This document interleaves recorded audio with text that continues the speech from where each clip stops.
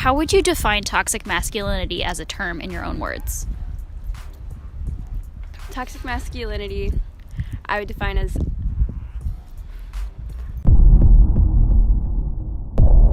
What's going on, guys? BMS and Naya back with another video. Let's go ahead and get right into it. Make sure you guys don't forget to like, comment, and subscribe. So here we go. This week, Gillette released an ad taking on the subject of toxic masculinity. What exactly does that mean? Well, we are here at Georgetown University today asking students what they think about the issue. Do you think that toxic masculinity is a problem that we need to address in society? In society, I'd say it definitely is something we should address. It's definitely an issue that most of us face in some way or another. I'm actually a women and gender studies minor, so we talk a lot about toxic masculinity in some of my classes. I definitely think it is an issue at large. I didn't know that was a class in university. Yeah. What are your thoughts on that? It's called feminine studies. Is it really? Like fem studies. Wow. Yeah. And I think for like philosophy and psychology majors, I think it's a required course to take to graduate. Really? Yeah, I'm pretty sure. I could be wrong. I'm not sure if it's just Wow. elective, depending on the school, I guess. Absolutely heard of toxic masculinity, and I do think it's an issue. I think it's a huge issue that should be addressed. It's a real problem, especially for high school girls, as they start to try and break into the workforce, and there's people just kind of breaking them down, saying that it's not good enough because it's usually males. Focusing on it would be worthwhile here for sure.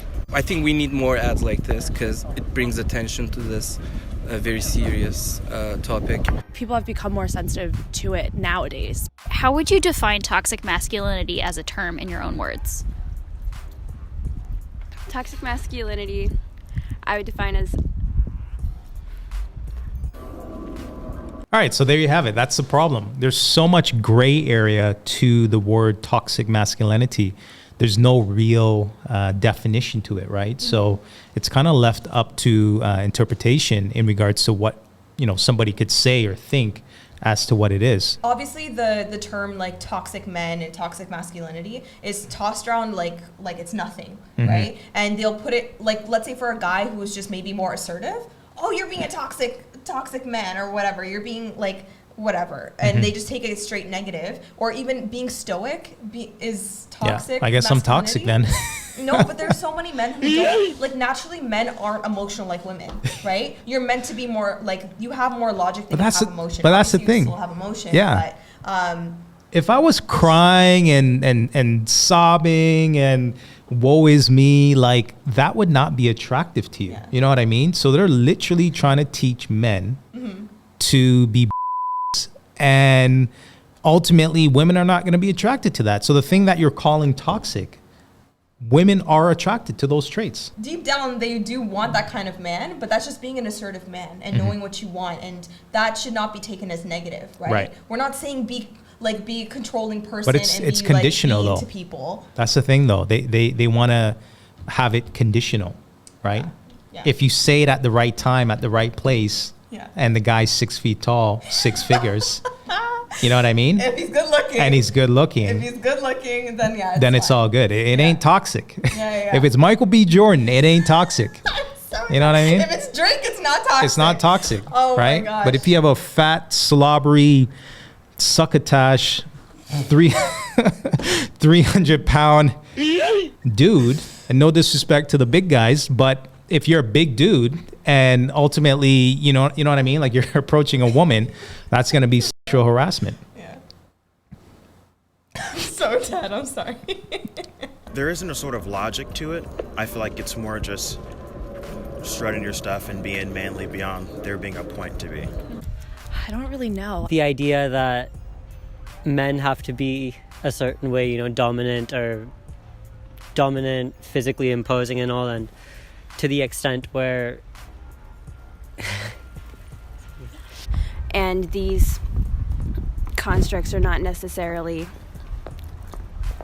conducive to building strong relationships between different members and communities. Toxic masculinity could be really anything, anything that puts men over females. I guess they're saying a lot, but nothing is being said really. Whole lot of nada.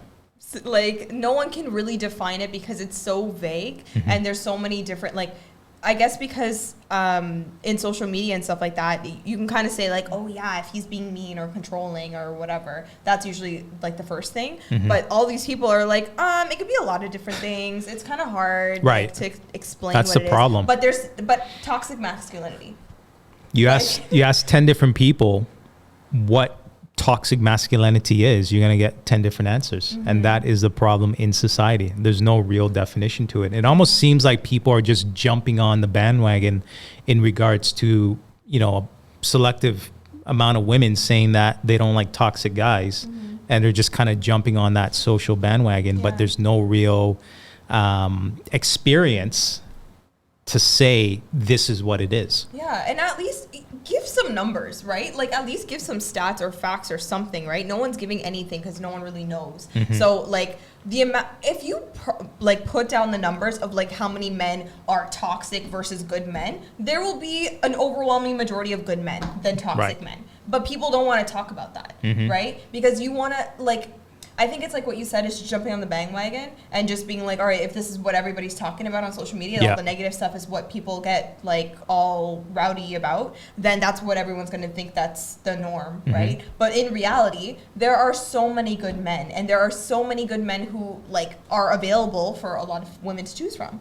So I think it's a different perspective to not jump with the crowd and just also take a step back, being like, you know what, let me question why everyone's going so hard at this. That's the thing. Like, People you need to question it. People aren't thinking nowadays. Yeah. They're sheeps. You're just going along with it. Just going along with it. That's the thing. That's where it's like, okay, question it. And also look at the other side of it too, being like, all right, I understand there are some men who display maybe toxic traits, right? But there are also some women who display toxic traits as well. So it's not just a one-sided thing. Right. So women can't just be like, they never talk about the women's side because women are always looked at as like, they're queens. Like I'm just a little like soft flower. I'm delicate flower. I don't do anything bad. Yeah. It's like no. Like there are women who manipulate men all who the time. Use their body to manipulate all the and time. take money from other people. Like all the time. Scamming is a thing, guys. You know. All the time. So maybe I would say just guys being expected to behave a certain way. And Ooh, that's a tough question. I would say